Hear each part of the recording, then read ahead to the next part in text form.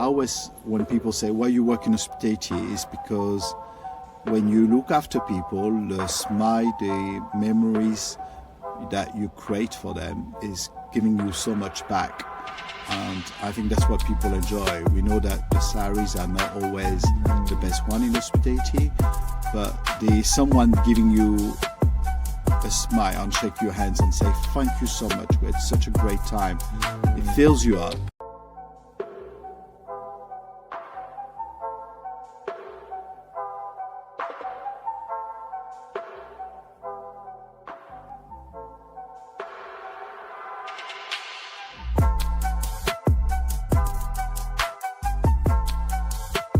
Welcome back to the London Food Network podcast, the show where we sit down with the people behind the businesses shaping food, hospitality, and the wider ecosystem that supports it. I'm your host, Sebastian Candelon, founder of the Fresh Fish Shop and Embrace AI Consultancy, where I work with growing businesses to streamline operations, marketing, and systems using smart automation. Today, I'm joined by Antoine Melon, a hospitality leader with over 20 years experience across some of the world's most respected hotels, restaurants, and hospitality brands. Antoine has led large teams, managed complex operations, opened landmark venues, and worked across luxury hospitality globally. He is now the co-founder of HOMETAINMENT and the author of The Curious Gourmand, where he brings that experience together with a more personal and curious approach to food and entertaining. In this episode, we'll talk about his journey, what he's learned from operating at the highest level of hospitality, and how those lessons are shaping the future of food experiences, both at home and beyond. Antoine, that was a long introduction, but worth it, I think. Welcome. Great to have you with us. How are you today? Thank you very much. I love it that you're probably the first person that says my name properly, because people never want to say melon as a fruit, because there's no way he's called like a fruit. But you say it very well. So thank you, Sebastian, for that's my French roots, Antoine. I'd feel like I'd be disgracing the French if I didn't say your name properly. But it should have an accent, surely. Melon, to say melon should have an accent, shouldn't it?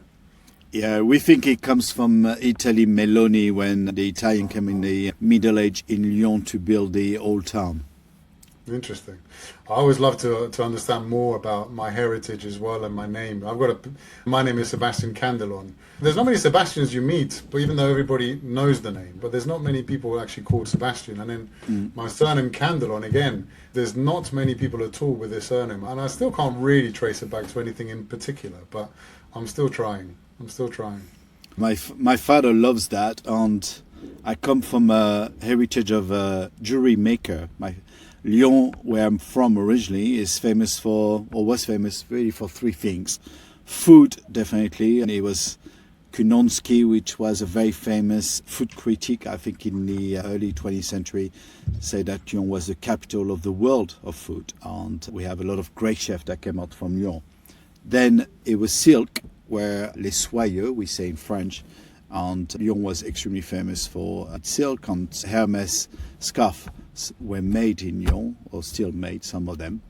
And then finally jewelry was the capital of jewelry in France. So there's a lot of artisans from different specific of making jewelry that were from Lyon. My family was making jewelry for 160 years. It was one of the oldest family. But my parents took me to a 3 Michelin star restaurant when I was 7. And then, which I was very lucky. And you don't usually go to a 3 Michelin star when you're that young, but I was quite already a foodie. I had a full degustation menu.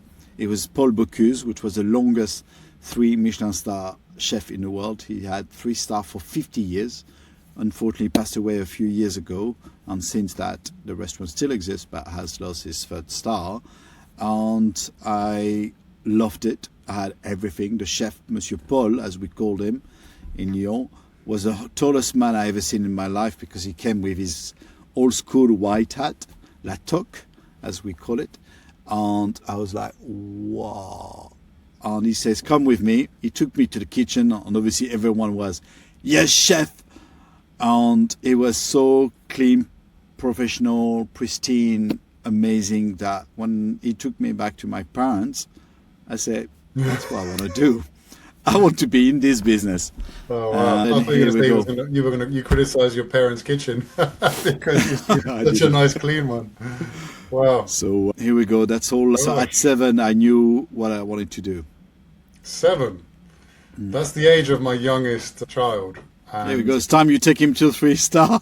yeah, we've taken him to like good places, but I often speak with my wife and we wonder if it's worth it, because children generally don't appreciate that they don't really appreciate the difference between that and, let's say, a more mainstream kind of restaurant ultimately. And in fact, oftentimes they prefer the more mainstream because it's a bit more child friendly. So take me back to that day, because that's quite a significant life-changing moment that you remember so precisely, Antoine. I think, if anything, that's actually a very fortunate event, because most of us never had these kind of epiphanies, if you like, especially at such a young age. So how did that shape your future?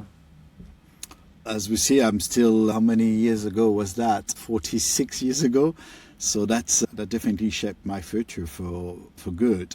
And despite, obviously, I was supposed to be the heir of the jewelry business, even if it's, I carry my first name is my great-great-grandfather that started the jewelry business. So it's definitely, it was obvious that I needed, especially being the only son. I have 2 great sisters. Oh, wow. No pressure.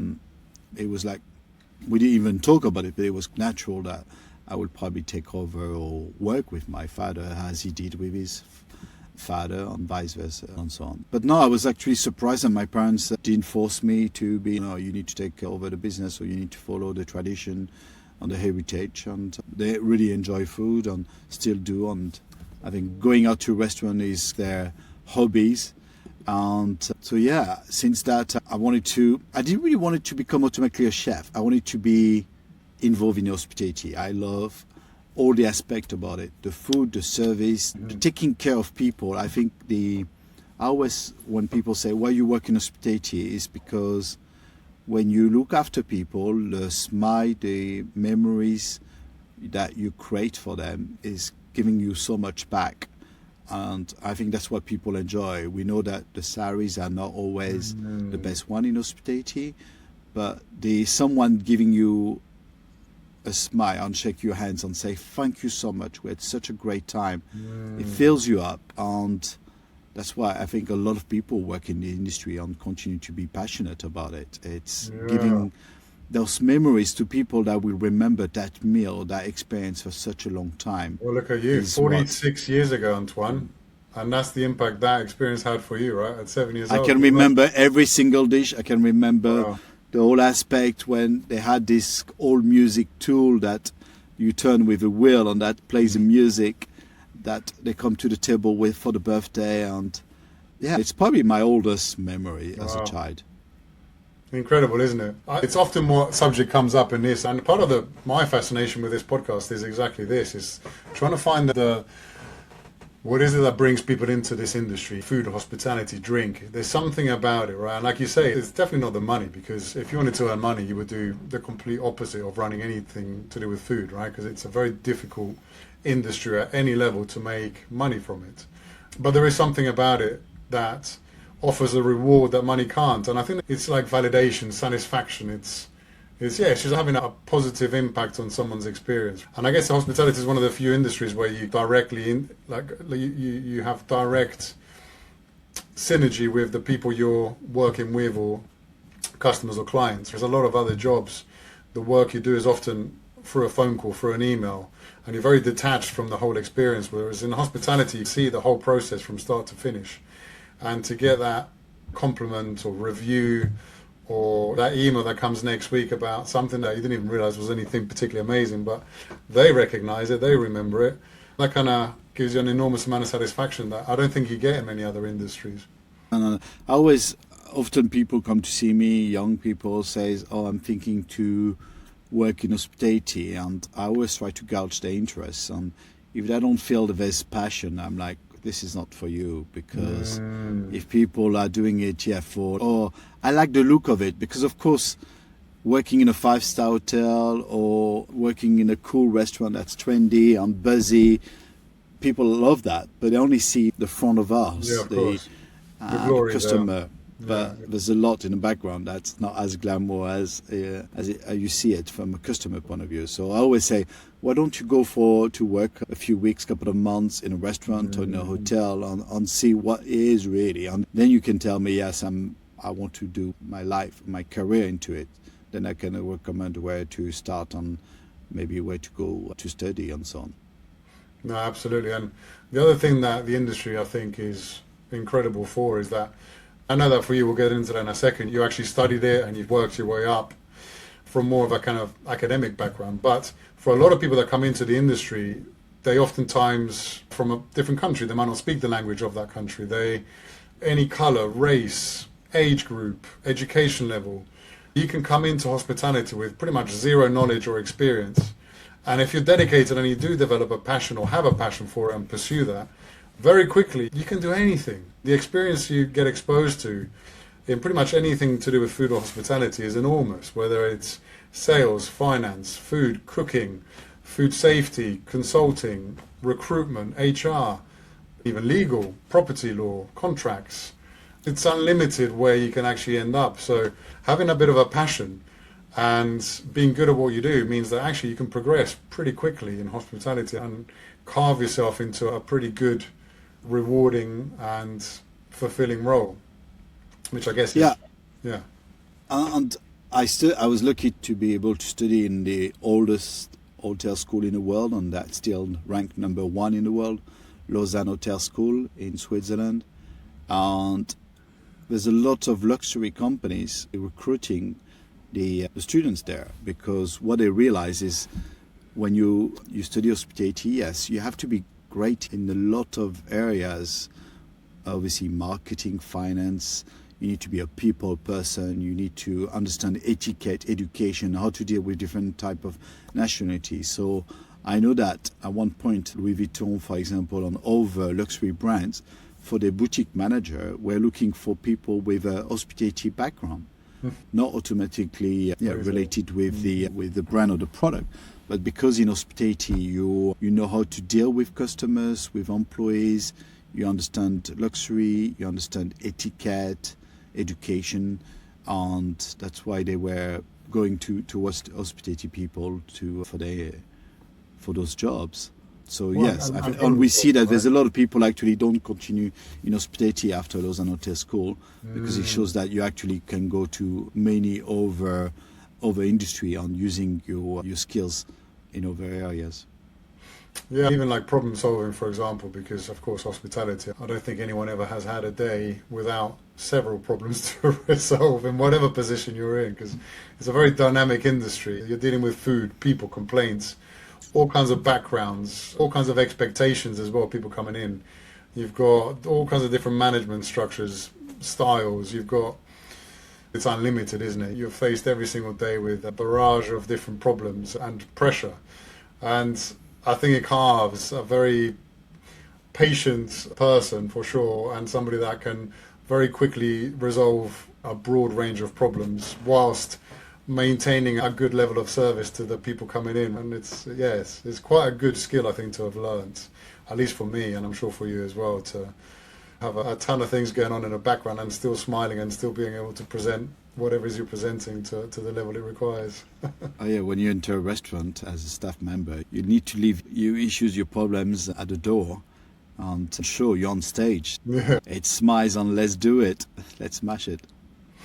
So you've gone to this, let's go back to, you're 7 years old, and of course you go through your educational channels, and at what point did you actually think to yourself, this is what I want to do? And what did you do? You went to this college in Switzerland? Is it a college, school? What is it? Yeah, so they do a BA degree in hospitality management. In my time, it was really like the school where you go to become like a general manager of a 5-star hotel within 10 years, I would say. Now there's, I think, much more opportunities in obviously restaurant, but hotels, but as well as consulting, recruitment, luxury industry. It's a bit of the Harvard of hospitality, and then often people might go even for an MBA in Cornell, for example, which then I would say it's probably the best diploma you can get with those two. And there's 65,000 people, alumni in the world. We were already like 35 nationalities at my time. But the university has grown a lot, and I was there last year actually for my 30 years graduation, and it's a big campus now. But I think they take 1,500 people a year. Oh, that's not many. That's not many. But it's still a very special school, and I think where they were very smart is the program was 6 months in school, 6 months internship, 6 months school. So we had 3 internships by the time we graduated. So it gave us like a year and a half of work, and then the first year was focused on food, kitchen. The second year was on service, drinks.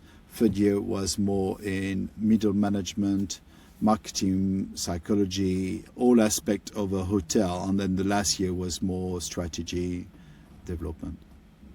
And what did you lean towards then? What did you gravitate towards? Which kind of area? Was it more front of house management? Was it I was more an F&B guy.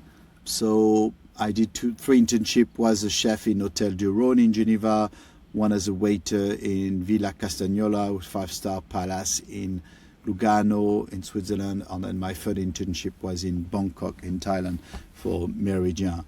And then I went to Egypt to do my military service, but I was lucky to be able to do it with hospitality. So I was teaching French in a hospitality school in Luxor in Egypt. Wow. And then I moved to Scotland to be the assistant food and beverage director of a beautiful hotel at the Balmoral in Edinburgh, which was part of Meridian Group at that time.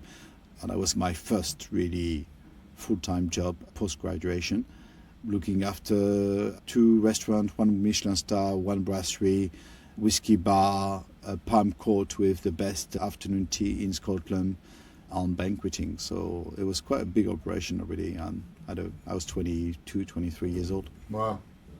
So tell me, that's a lot of geographical coverage with your career. Is that something that was intentional, or is it a case of, I guess what I'm trying to say is, was it the locations that were appealing to you? Was it the location, the actual job itself? Was it the business that you were going to be working for? What is it that's led you on this geographical adventure?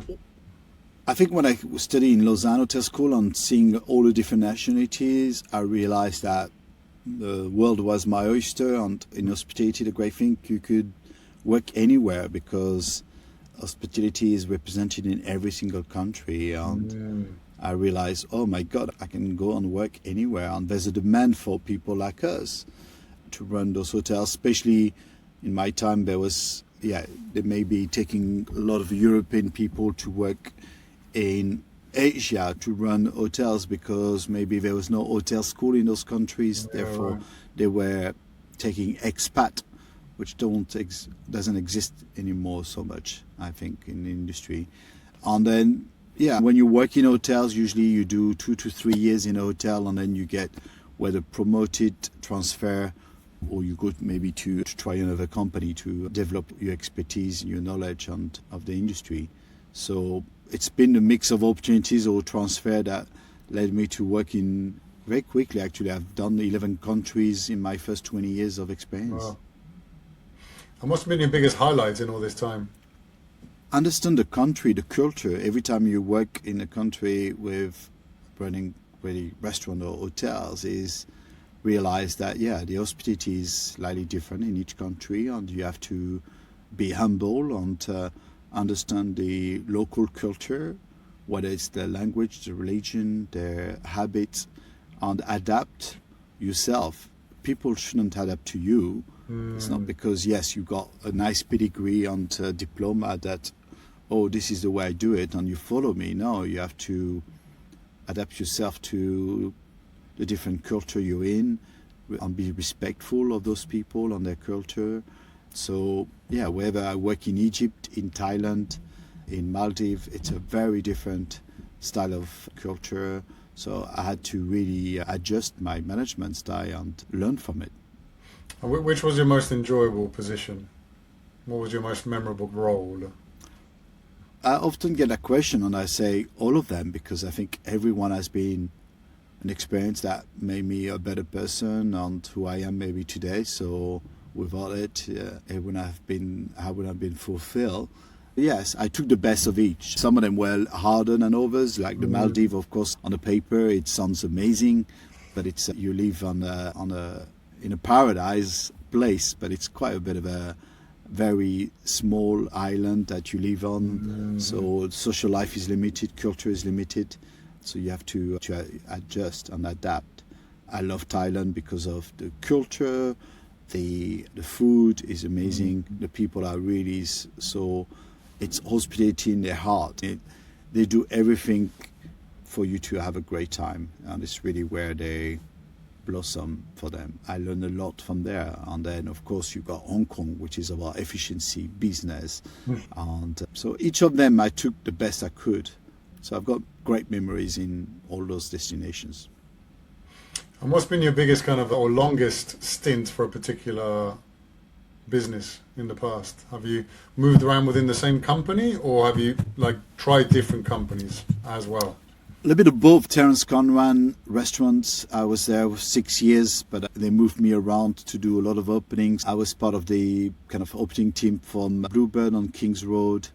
Then they sent me to Paris to open the first Conran restaurant abroad, which then became, as we know, Conran restaurant became D&D, and then recently they changed name and it's called Evolve now. And I still have around 25, 30 restaurants, I think, in London and a few abroad. But in those days, in the mid-90s, it was like the restaurant group in London. And so I opened as well Stockholm in Sweden for them with 2 restaurants into a beautiful hotel called Bernge, which was a joint venture. I opened Manchester with one of their bistro that they were rolling out called Zinc, the first one I think was in Eden Street. So I was very lucky to do openings, and that's why I was there for maybe 10 months or a little bit more, to bring the culture of the company, to set it up, recruitment, training, launched it, and then come back for another project. So that taught me a lot in terms of restaurant opening, and that what made Conran Restaurant one of the leader on the market at that time. And then I was with Mandarin Oriental for a while, where I was at a flagship in Hong Kong, running the food and beverage operation, which was 7 restaurants, 4 bars. Wow. By the end of it, we had a Michelin guide that came during my tenure there, and by the time I left, we had 3 restaurants in the Michelin guide with 2 star and 2 of 1 star, which was the only hotel in Asia having that kind of free restaurant within the guide. So that was quite amazing. Yeah, it's been a mix of, and I think as well, when you're young, you want to see different type of company, to see the different type of way of management, culture, concept, because it's so different from one to another. That sounds like an incredible background you have, Antoine, and it sounds all amazing off the back of it, but I'm sure it must have been quite challenging at times. Looking back now, what do you think was your biggest challenging time or moment where you question your life choices a little bit? And tell us a bit more about that time, or if there's a couple of times, and how did you get around it?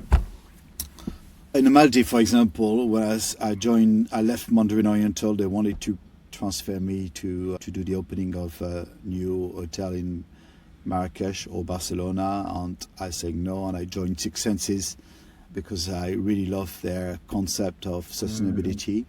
But I think I came at a wrong time where the company was struggling with cash flow, so we didn't get our salary for a few months. So when you live on an island, you don't get paid, you work hard 6 days a week, at least 12 to 15 hours a day, then you question, did I make the right choice? Unfortunately, the company went after, they split between Soneva and Six Senses. That's why I didn't stay too long, unfortunately, because it was just the wrong timing. And then since that, Six Senses has done extremely well and was bought by IAG a couple of years ago. And they're opening in London in Bayswater in a couple of months, so anytime soon, I think. Do you know, it's funny you mentioned Six Senses, because I got married in the Six Senses Hotel in the Seychelles. That's where we went. Yeah, and it was a great experience, actually. Yeah, it's what they call Robinson Crusoe or barefoot luxury, which I think it's definitely the way forward in terms of hotels. People are looking more for experiences, for being local, to meet the artisans and to eat the food that's been grown within minutes of the place where you are staying. Whereas luxury, I think maybe 15, 20 years ago, was about bringing the best from around the world in the hotel. The best foie gras, the best caviar. Whereas now I want to eat the best I don't know, fruit from the island where I'm staying and meet the local fisherman. And this is now luxury. So there's been a shift, and I think Six Senses definitely has been a pioneer in that. That actually leads me on to talking about your current venture, because it seems very much in tune with that, and we share a lot of similar realizations, if you like, about market trends and experiences are such a powerful need, it seems, for people these days, particularly in a digital world where we're more and more detached from ourselves, life, our surroundings. And I think experiences are just blowing up at the moment, whether it's food or art or anything at all, really. And I guess that's where HOMETAINMENT came from, I assume. You've gathered all this incredible experience from around the globe, and you've come back full circle almost, and now you're bringing it in a much more, thoughtful, kind of small scale, in a way, environment. Yeah, it came as originally from an accident, I would say, with COVID hitting the world and hospitality on its knees. I just unfortunately started a new role as Managing Director UK Europe for Aqua Restaurant Group. And of course, I had to, as I was one of the latest to come on a high salary, to let it go. I was like, okay, how can I help people in my industry that don't have the same network on opportunities I had in my life to find new revenue channels, people that didn't want to go back once things were coming back to normal, which we didn't even know if it will be the case, and see how they could still be freelancers instead of going back to be full-time, knowing that, especially at that time, there was a lot of issues with mental health and long hours and not really great lifestyle balance. And then from a customer point of view, we saw that people were bringing out-of-home experiences in the comfort of their own space, where people were doing manicure, pedicure, hairdresser, yoga, massage at home. And we're like, oh, there's a gap on the market. No one is really doing hospitality at home. And of course, you got the Deliveroo and the Uber Eats of those world, but the food stops at the door. It's not an experience, it's more an amenity. And obviously, the quality is not great because it's been transported from a distance. So we're like, what about decentralizing hospitality? What about bringing restaurant bar quality in the comfort of your own space, making it affordable, accessible? So we created HOMETAINMENT on that basis of being a tech power hospitality marketplace where we are introducing the experts, whether it's private chef, bartenders, musicians, entertainers, to private customers, but also now we do quite a lot of corporate, residences, private concierge. So if you say, instead of going out, why don't we bring a chef that makes the dinner, so that it removes a lot of the pain point of hospitality nowadays, which you need to leave the table after an hour and a half because, of course, they need to maximize revenue. The wine will be much by 4 or 5. So you're like, oh, I know the value of that wine. It's quite expensive. The music is too loud. The light is too dark. Whereas at home, you control the environment. And then you meet the chef. He's got his story. He's there, present. You can ask questions. All your senses are being used for the smell, the touch, the hearing, the sound, and so on. It's actually a much more 360 experience. And it's actually cheaper than going to a restaurant, because a restaurant obviously got all those costs. And nowadays, as we know, restaurant in London is not cheap because of inflation and the pressure on rent, business rates. And then, of course, you don't have the Uber to go to the restaurant, the nanny, all those additional costs. So you could have a private chef at home or a bartender, musician, for a very affordable price and create beautiful living memories for your friend, and which they're probably going to remember much more than going to a restaurant, which they do on a regular basis. And so we created that 4 years ago, and we've done more than 1,200 experiences now in London over the last 4 years. That's a lot. Yeah, and that's creating a lot of additional revenue for freelancers that had their own customers, were available through their website, but we brought them additional revenue, additional customers that couldn't have access. So it's been a win-win for them and for us. That's almost one event every day since you started. That's correct. That's impressive. So tell me more about that. How does it work? Is it a platform? Is it a kind of bespoke service? How does the whole process work? Walk us through. If I was looking to do a private event at my house, what's the steps? Yeah, it's a platform, marketplace, hometainment.co.uk, which then you can filter by private chef, bartender, musicians, entertainers. And then you can see their profile, their created experiences, their price, so you can get a quote right away once you enter the date, your location, and so on. You can chat with the chef, the bartenders, or any of the experts, which we call hometainers, if you want something a little bit more bespoke. And then if you're not sure what you want, if it's quite vague, you want more ideas, you can contact us via WhatsApp. I've got my colleagues, Mike, that handle it. We get request quote with a type form that people fill that give us the brief. And then based on that, we send an email with some options, ideas. So we got different channels, or even Instagram sometimes. If you follow us at HOMETAINMENT, people send us a request when they saw a video or reels of an experience that they think, oh, I love that. Why don't dim sum masterclass at home? That sounds cool. Yeah, we got 400 experiences, 150 vetted experts on the platform now. Whatever you're looking for, special occasion at home, a masterclass, a team building at work, drinks in your garden in the summer, a pay party for a birthday or a colleague that leaves the office. Whatever the space, we fill it with something that will create some nice memories. So you've got the hardware, we got the software. And again, as I say, it's decentralizing hospitality. It's bringing what you can find usually in restaurant and bar, but we bring it to you. Nice. And what's that experience been like running this for the last 4 years? Has it been a straightforward journey? Has it been, walk us through some of your kind of highs and lows? And sure, as a founder, that it's never easy. Yeah, we had ups and downs. Obviously, at the beginning, you're super excited, and as soon as you start to see the first sale, you're like, oh my God, yeah, it's great. And then, of course, as a startup, you need growth continuously. You need to find investment. Cash flow is always one of your main concern. So we had ups and downs. Last year, I will not lie, it's been a challenging year. I think we see that it's suffering like it never did in London or in UK. And unfortunately, we see more restaurants closing than ever.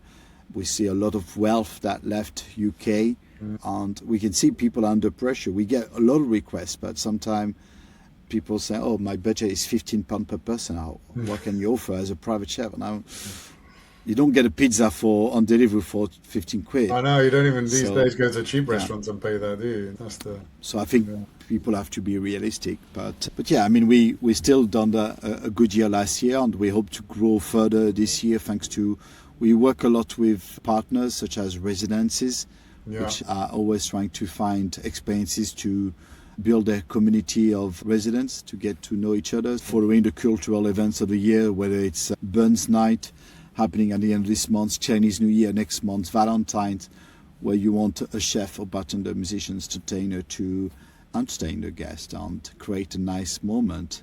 And as you say at the beginning, people are looking after those experiences. And I think the reason is we live in a very digital world where we spend almost too much time on our screen, whether it's computer, laptop, tablet, or a phone. And I'm really bad at it, even myself. So I think by creating those moments where you're learning a skill, you're talking to a person, you create those human connections that we're missing. We are like desperate for it.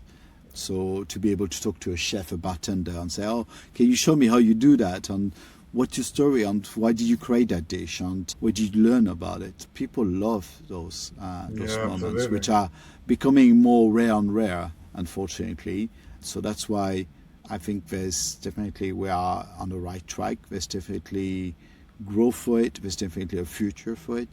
People want it too. And also for how easy it is to, like, we don't have to think about going to a restaurant and tell our friends, let's stay home and bring our friend, and the chef will create that experience that we usually find in a restaurant.